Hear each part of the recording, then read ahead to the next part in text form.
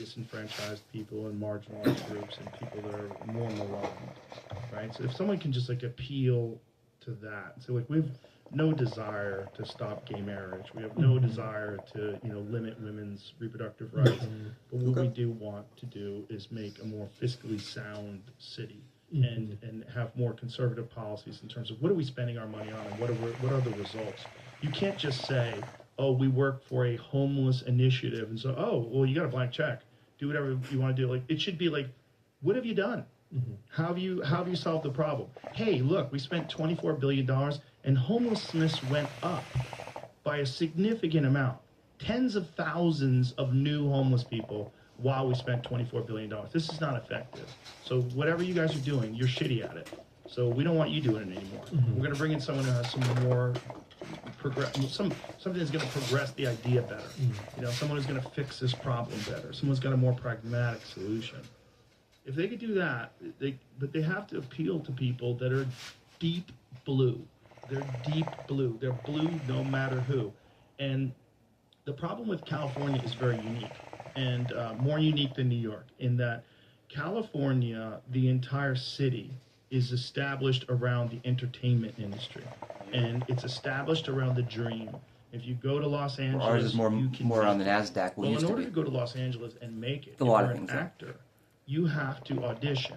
And when you're auditioning to people that have almost universally have a very specific political ideology. You know what I mean? You can't be a part of the group. You can't be a part of the team if you're a right-wing Christian Republican and you're making films. That doesn't exist. You got like Mel Gibson and a few outliers. That's it. Clint Eastwood, a few outliers. For the most part, if you are an actor and you want to work in Hollywood, and by the way, Mel Gibson and all those guys will hire left-wing people.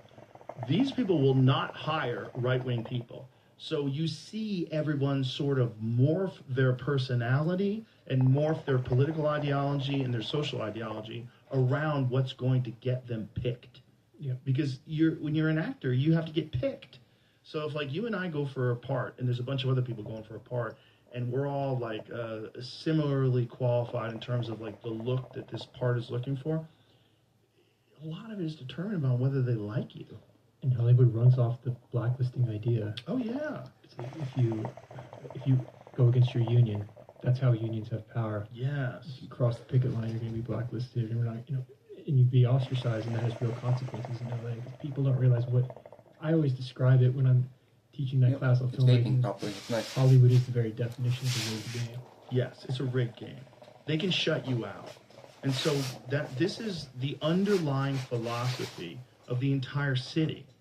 So even though there's only a certain amount of people that are actors in LA, there's a lot of people that wanted to be actors. And there's a lot of people that want to be famous.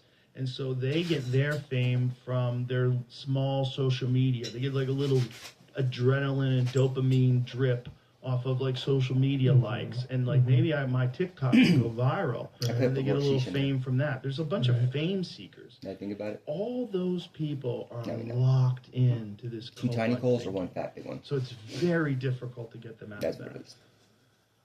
It's the technology